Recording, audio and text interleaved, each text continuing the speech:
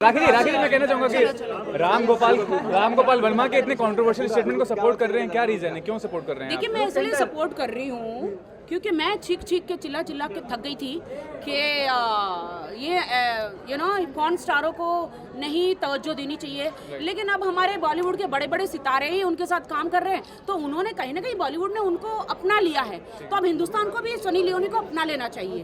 Because यहाँ पे सिर्फ एक औरत कब तक चूल्हा चौकी और कब तक रोटियाँ करेगी और कब तक बच्चे पैदा करेगी और बड़े करेगी, तो अब इनसे सनी लियोनी से हर हिंदुस्तान की औरत को कोचिंग क्लासेस लेनी चाहिए, जो राम गोपाल वर्मा जी ने कहा है कि ह्यूमन सॉसेजेस के बारे में।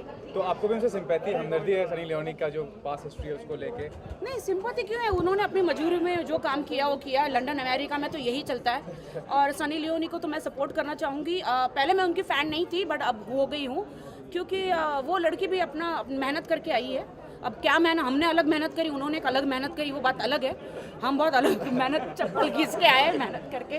बट ये एक ही बात कहना चाहूँगी कि राम गोपाल वर्मा जी जो कह रहे हैं वो घर ना टूटे, इसलिए उन्होंने ये बात करी है। क्यों पता है, मैं आपको बताती हूँ। उन्होंने इसलिए कहा कि एक औरत शादी करके अपने माँ बाप को छोड़कर एक आदमी के घर जाती है, चूल्हा चौका करती है, खाना पकाती है, दिन रात मेहनत करती है, सास ससुर की सेवा करती है, और बच्चे पैदा करती है, बच्चों को बड़ा करती है, अब पति को संभालती है, पूरा घर संभालती है। अब इसी हालत में उस पति को बाहर एक हॉट सेक्सी मेरे जैसी लड़की गर्लफ्रेंड मिल जाती है, तो वो जो 20-30 साल की सेवा है उसकी वाइफ की, वो भूल जाता है।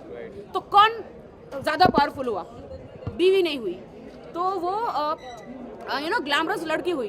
तो इसीलिए राम गोपाल वर्मा जी ने कहा है, मैं आई सपोर्टिंग यू राम गोपाल वर्मा जी, कि बिल्कुल हर हिंदुस्तान की औरत को सनी लियोनी जैसा होना चाहिए, और मैं भी कोशिश कर रही हूँ।